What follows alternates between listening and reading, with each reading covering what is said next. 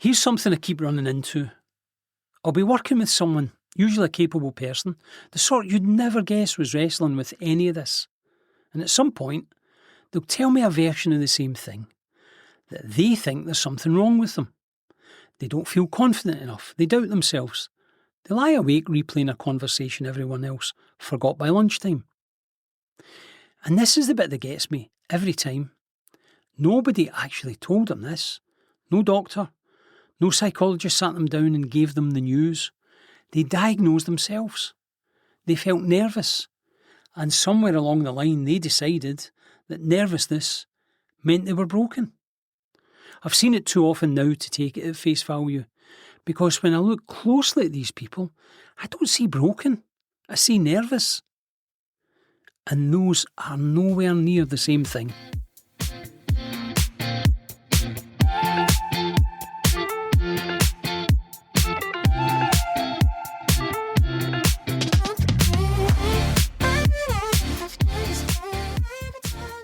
Welcome to Let's Talk About Confidence. I'm John M. Walsh.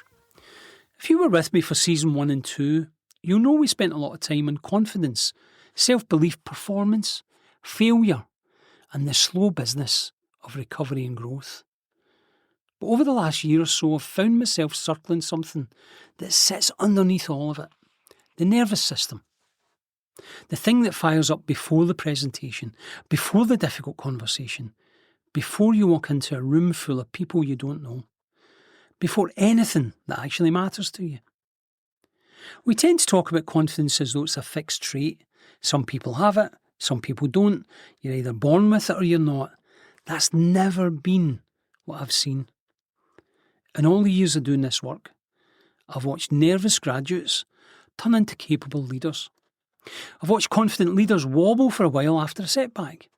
I've met salespeople who'd happily work a room full of strangers, and brilliant engineers who'd find any excuse to stand near the coffee machine rather than make small talk. Different people, different job, but the same nervous system. And that's what this whole season is about. Not getting rid of nerves, learning what they actually are and what to do with them. Because once you understand that, confidence stops being a personality you were or weren't issued at birth, and starts being something you can build. So let me show you where this began for me. One of the privileges of this work is that people tend to be honest with me, sometimes within 10 minutes of meeting. Some will tell you something they've never said to a colleague, occasionally something they've never told a boss, and every now and then, something they've never quite admitted to themselves. A few years ago, I was working with a very senior project leader, big budget, the kind most of us would struggle to picture. Hundreds of people relying on him. From the outside, the very picture of confidence. After the workshop, everyone filed out and he stayed behind. The room went quiet, and he said something I've never forgotten. "John, I still feel sick before important presentations. Not now and again, every single time." Now, if you'd asked anyone who worked with him whether he was confident, they'd have said yes without hesitating. He'd been doing it for over 25 years. He was good at it. But he still felt sick. That stopped me, because if confidence was simply the absence of nerves, this man should have run out of nerves a long time ago. He hadn't. He just stopped letting them make the decisions. Once I noticed this in him, I started seeing it everywhere. I remember the sales director who told me she sat in her car for 5 minutes before every important client meeting just to settle herself. Engine off, hands on the wheel, breathing. Then in she went and closed the deal. I remember a graduate engineer, sharp as anything, who was so frightened of speaking up in meetings that he'd write his point down, decide it wasn't good enough and say nothing, then watch someone else make the same point and get the credit. And I remembered a managing director, decades of experience, who admitted he's still got that familiar knot in his stomach before delivering bad news to his team. Again, different people, different responsibilities, different salaries, different titles, different stories, but the same very human experience. This is what made me wonder whether we've misunderstood something fundamental about all of this. Maybe confidence isn't the absence of nerves. Maybe confidence is what happens when you learn to work with them. That single idea changed how I do my job, and I think it might change how you experience yours. Let me ask you a few things. Have you ever walked into a room and suddenly became aware of yourself? Your posture, your hands, your voice, what you're about to say? Most of us have. Have you ever replayed a conversation afterwards and thought of the perfect thing to say about 3 hours too late? Again, most of us have. Have you ever sat in a phone call, put off an email, delayed a conversation because you weren't quite ready? Same thing. None of that's the problem. Honestly, none of it. The problem is what we do with it. Because a lot of people feel those things and conclude, something's wrong with me. I'm not confident. I'm not leadership material. I'm just not good with people. That's the kind of person I am. But what if those conclusions are simply wrong? What if what you're feeling is your nervous system doing exactly the job it evolved to do? Here's a phrase you hear me coming back to all season. Nervous is a sensation. Broken is a conclusion. Nervous is a sensation. It happens in the body.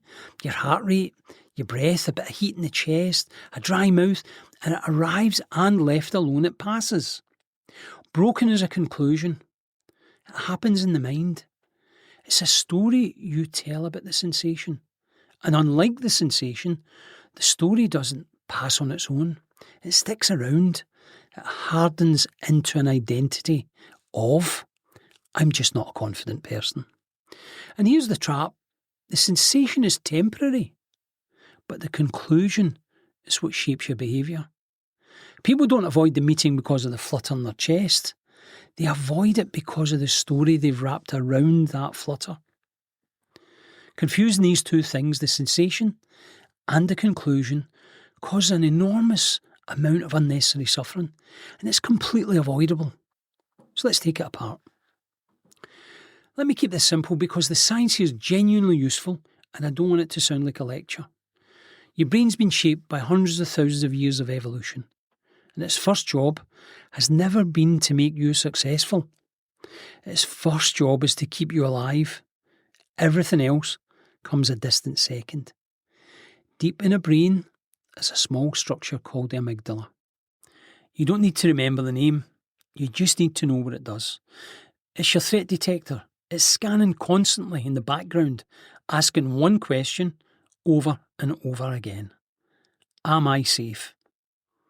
And it's fast, much faster than the thinking, reasoning part of your brain.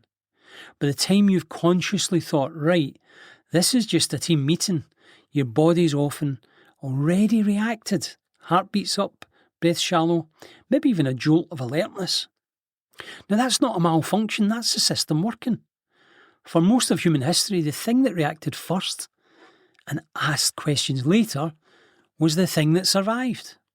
The ancestor heard a rustle in the grass and felt their heart leap before they'd worked out whether it was a lion, lived long enough to become somebody's ancestor. The calm, philosophical one who waited for more information often didn't. So you've inherited a brilliant, ancient, slightly twitchy alarm system. And here's the problem. The world's changed far faster than the alarm did. Most of us aren't being chased by anything anymore. But the alarm doesn't know that. It can't tell the difference between a genuine physical threat and a social one. So it treats them the same way. Standing up to present, walking into a room where you don't know anyone, asking for that pay rise, giving someone difficult feedback, sending an email you've been avoiding. None of it's dangerous, but every bit of it involves the three things the alarm hates most: uncertainty, visibility, the possibility of being judged. And there's a reason the last one bites so hard. For most of human history, being judged and rejected by the group wasn't just a bruised ego, it was a genuine survival risk. The people who were cast out didn't tend to last very long on their own. So the brain learned to treat the disapproval of others as something close to mortal danger. That wiring is still in you.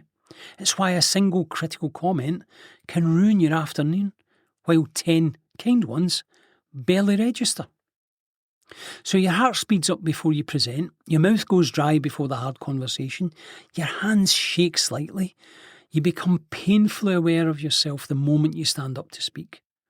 Not because something's wrong with you, because the system's doing precisely what it was built to do.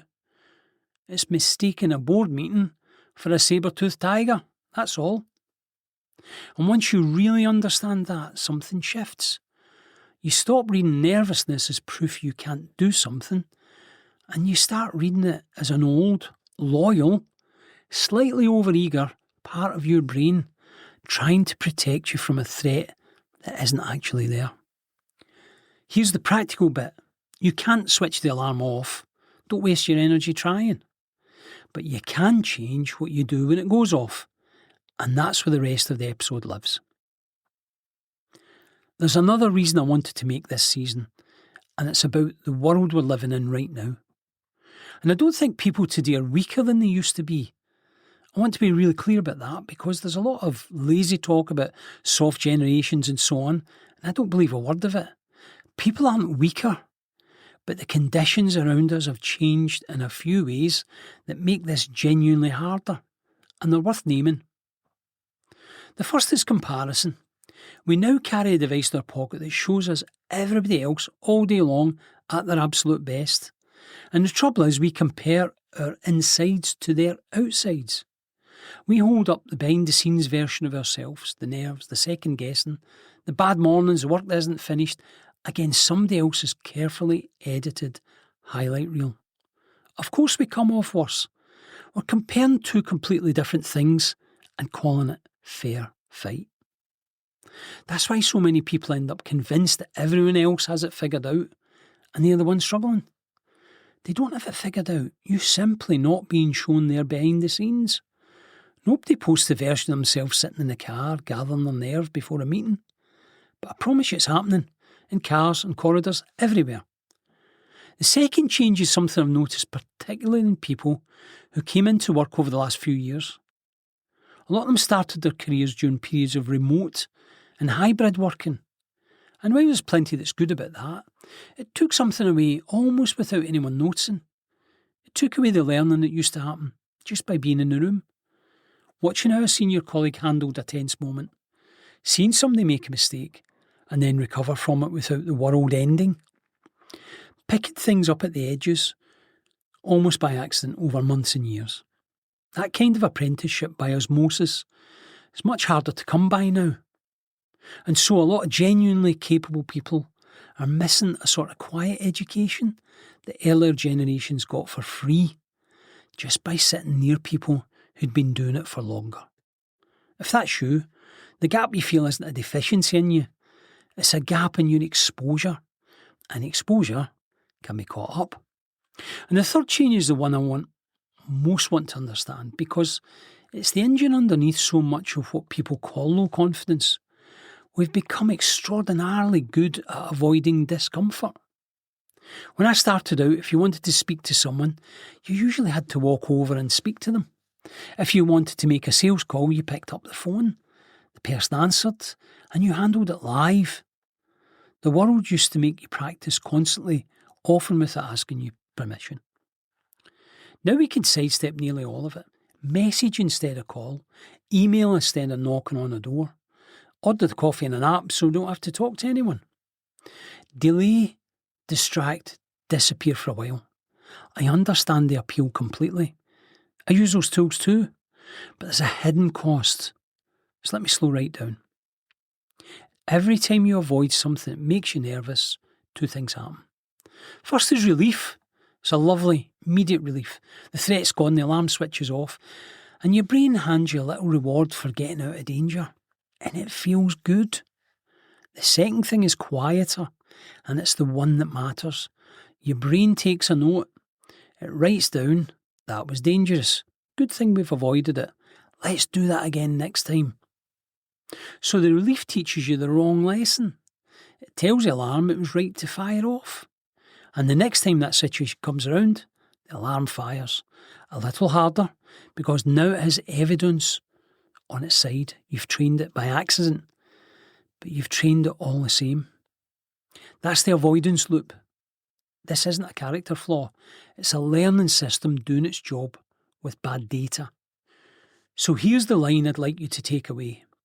Avoidance lowers the discomfort today and quietly raises it tomorrow. Read it the other way and you've got the whole shape of this season. If avoidance shrinks your confidence, then the thing that grows it is the opposite. It's doing the thing while still nervous and letting your brain collect a different kind of note.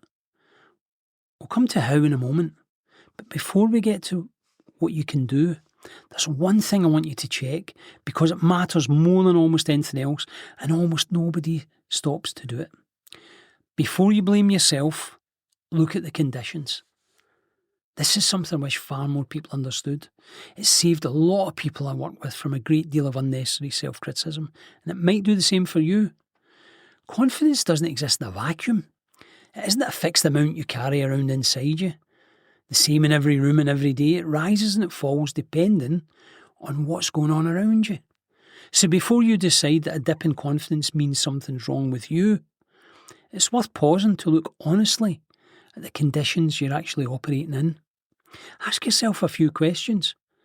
How much pressure am I under at the moment? Really, genuinely. How much control do I actually have over this situation? Or am I being held responsible for things I can't influence? Do I have support? Or am I carrying this on my own? Are the relationships around me healthy? Or am I spending half my energy managing difficult people?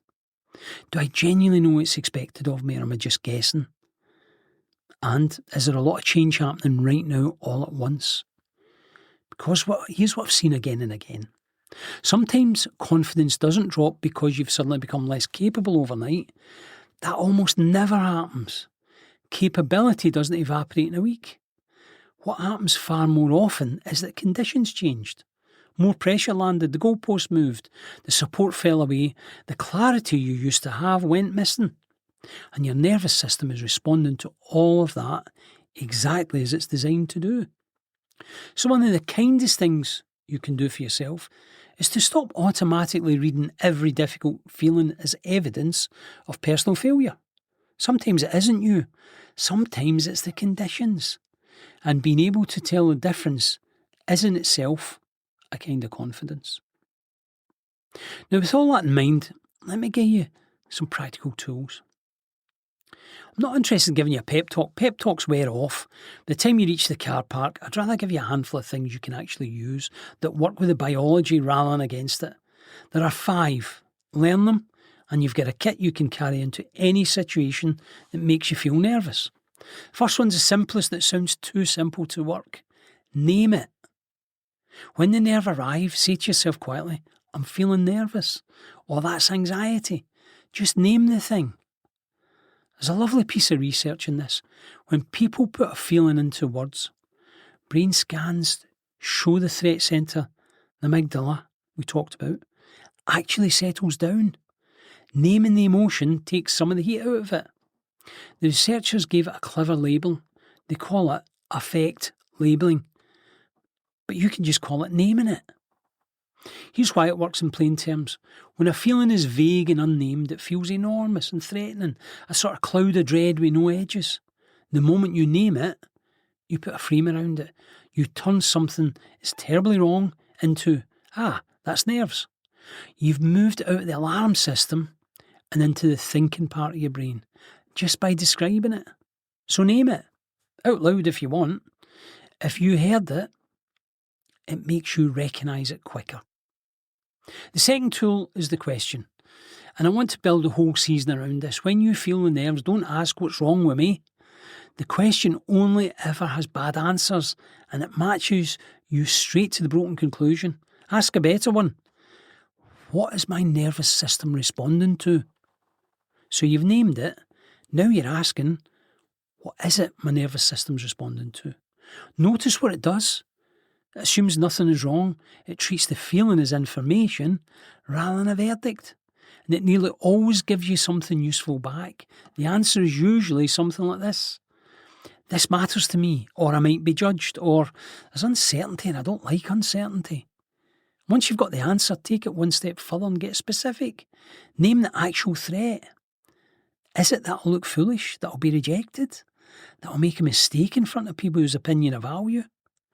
Because a vague, nameless dread is almost impossible to handle, but a specific fear you can look straight at. The moment you can say exactly what you're worried about, it shrinks to something you can actually deal with. Vague is frightening, specific is workable. The third tool is about your body, because you can't always think your way calm, but you can very often breathe your way there. When the alarm fires, your breathing goes high and shallow without you noticing. So we do the reverse deliberately. Breathe in through the nose for a count of about 4. Then breathe out slowly for a count of about 6 or 7. The out-breath is the important part. Make it longer than the in-breath. Here's why. The long, slow out-breath is wired directly into the part of the nervous system that calms you down. It's one of the very few manual controls you have over a system that mostly runs itself. A handful of those breaths in the car or in the corridor or quietly under the table where nobody can see. And you've taken the edge off the physical wave. It's not gone, it's just become manageable, and manageable is all you need. The sales director sitting in the car, that's exactly what she was doing. She'd worked it out for herself. Engine off, slow breaths, then in she went. The fourth tool is the one that actually builds confidence over time, where the others mostly help you through the moment. It's this: act before you feel ready. Because here's the truth nobody quite tells you: the confidence doesn't come first. Most people are waiting to feel confident before they act. That's exactly backwards. You'll be waiting forever. The feeling of confidence is the reward you get afterwards. It's not the ticket you need to get in. So you do it nervous. You make the call with a shaky hand. You say the thing in the meeting with a slight wobble in your voice, and something remarkable happens. You survive it. The room doesn't fall in, and your brain takes a different note. It writes down, "We did that, and we were fine." That's the note that grows confidence, and you only earn it by acting before you feel ready. Every single time you do, you pay back a little of that avoidance loop. You teach the alarm a new lesson. And the fifth tool is how you make all of this stick. Because confidence built in a single brave moment tends to leak away by the next morning, unless you do something to capture it. Keep an evidence log. It can be a note on your phone, a line in your diary, the back of your hand, whatever you actually do. And at the end of each day, ask yourself one question: what did I do today despite feeling nervous? That's the whole thing. Not what did I do perfectly, not what did I do brilliantly, just what did I do despite feeling nervous. Maybe you made the call, maybe you spoke up in the meeting, maybe you simply sent an email you'd been sitting on for a week. Write it down. Because remember, confidence grows through evidence. And your brain is naturally a bit lopsided here. It remembers the things that went wrong far more readily than the things that went right. Left itself, it keeps a meticulous record of your stumbles and bins the proof of your courage. The evidence log is you putting your thumb on the scale, deliberately collecting the evidence your brain would otherwise throw away. Do it for a fortnight, and you'll be surprised at what you've already forgotten you were brave enough to do. There's 5 tools then. Name it. Ask what your nervous system's responding to. Get specific about the threat. Breathe out longer than you breathe in. Act before you feel ready. And keep an evidence log of every time you do. None of them are difficult. All of them work. And you can start using them today. It made me boil all the years of watching people down to a single sentence. It would be this: confidence grows through evidence. Not positive think affirmations, motivational quotes to the wall. We'll do a whole episode on why those things mostly let you down, but for now just hold on to the word evidence. Evidence that you can cope, that you can recover, that you can get through something difficult and come out on the other side. That when the hard things happen, you handled it. The people who grow more confident aren't braver than anyone else. I've met enough of them now to tell you that with some certainty. There's not a different breed. They're simply collecting different evidence. And as we just said, holding on to it instead of letting it slip away. They feel nervous, but they act anyway. Their brain takes the note. They feel nervous again, they act again. And the pile of evidence grows. The senior leader who felt sick after every presentation, he'd 25 years of evidence that he could feel sick and deliver brilliantly anyway. The nerves never left him, but they stopped meaning what they used to mean. They became for him simply the feeling he got before he did something well. That's the shift. Not no nerves, a different relationship with them. The nerves stop being a stop sign and start being almost a sign that you're in the right place, doing something that matters to you. Here's something simple to take away and actually do this week. 2 parts. First, catch yourself one time when the nerves arrive, just once. And instead of the old question, what's wrong with me? Ask the new one. What's my nervous system responding to? Name the feeling and notice the answer without judging it. That's the whole first part. Second, and this is the part that does the real work, find one small thing you've been avoiding, not the biggest thing in your life, a small one. The call you keep putting off, the email in your drafts, the point you've been meaning to raise, and do it while still nervous. Don't wait to feel ready. Then write it down in your evidence log, because that noticing the small act of capturing it is your brain collecting the proof. That's the whole game in miniature. Do that one small thing and you'll have proved more to yourself than a month of affirmations ever could. As we start this season, I want to leave you one thought. The goal is never to get rid of nervousness. I don't think you can, and honestly, I'm not sure you'd want to. It's the same system that gets you ready, sharpens you up, tells you that something matters. If you strip that out entirely, you'd lose something you actually need. The goal is to stop nervousness, reading it as a weakness, to stop treating it as proof you're not capable, to stop letting it be the thing that makes you stop. Because the people I've watched build real confidence aren't fearless, they're not free or self-doubt. They're a different species to the rest of us. They're not. They've simply learned one thing. Feeling nervous doesn't mean stop. We'll dig into all of this over the season. Why affirmations let you down, what to do when you failed and lost your nerve, how to hold your nerve when everyone's watching, and how to find it again when it goes wrong. But it all comes back to the thing I'd most like you to take from today. You're probably not broken, you're probably just nervous. And there's a world of difference between the two. Thanks for joining me for the first episode of Season 3. I'm John M. Walsh, and I'll see you next week.